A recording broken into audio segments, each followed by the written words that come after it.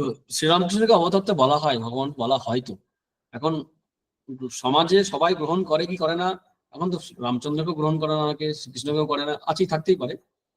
তো শ্রীরামকৃষ্ণকে অবতার অবশ্যই বলা হয়। অবতার স্বামীজি তো বলেই গেছেন, আর প্রণাম মন্ত্রে আছে স্থাপক আছে ধর্ম সর্বধর্ম স্বরূপে, এরকমভাবে প্রণাম মন্ত্রে করেছেন, ধর্ম স্থাপন করে গেছেন। তো শ্রীরামকৃষ্ণদেবকে অবতার তো বলা হয়। কিন্তু কেউ যদি বিশ্বাস না করে, তাতে জোর করতে আমরা যাই না।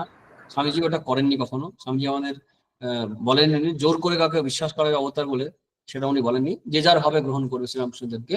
কিন্তু শ্রীরামকৃষ্ণ অবতার, অবশ্যই অবতার, ভগবানের অবতার, এটা প্রমাণিত। যুক্তি, শাস্ত্র, তথ্য সব দিয়ে প্রমাণিত, অভিজ্ঞতা দিয়ে সবার দ্বারাই প্রমাণিত হয়েছে তিনি অবতার।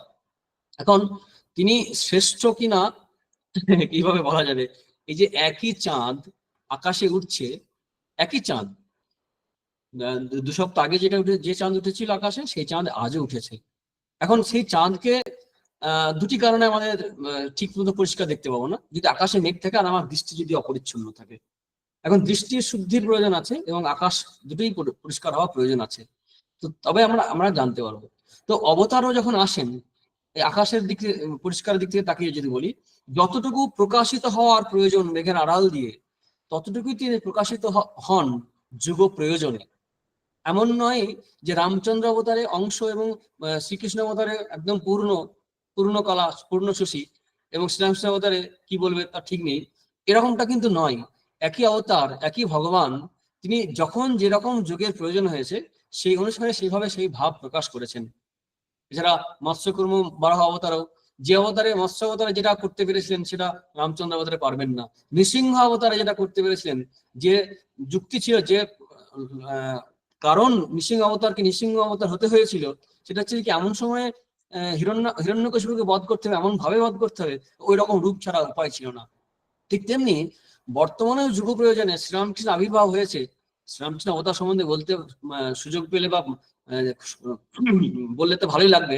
হয়তো বলতে সব পারবো না, আমরা আলোচনা করতে পারবো না, কিন্তু আমাদের অত্যন্ত প্রিয় আনন্দের বিষয় এটা আলোচনা করা।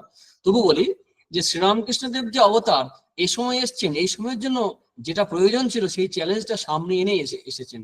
যে বিদ্যা, যে বুদ্ধি, যে শক্তি, যে ঐশ্বর্য, যে অন্তরের দিকটা প্রয়োজন ছিল, তাই নিয়ে এসছেন। শ্রীকৃষ্ণের অবতারে সেভাবে এসেছিলেন, শ্রীরামকৃষ্ণ অবতারে এইভাবে এসছেন।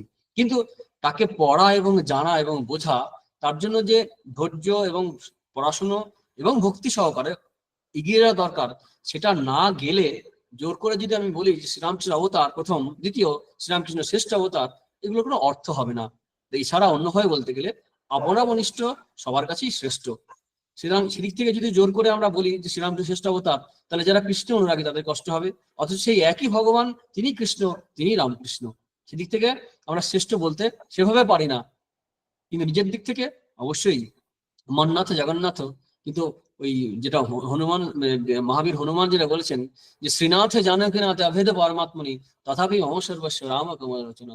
যে শ্রীনাথ এবং জানকীনাথ অর্থাৎ বিষ্ণু এবং রামচন্দ্র যদিও এক, অভেদ পরমাত্মা না, পরমাত্মা দিক থেকে এক, তথাপি মম সর্বস্ব রাম কমল রচনা, তবু রাম আমার সর্বস্ব।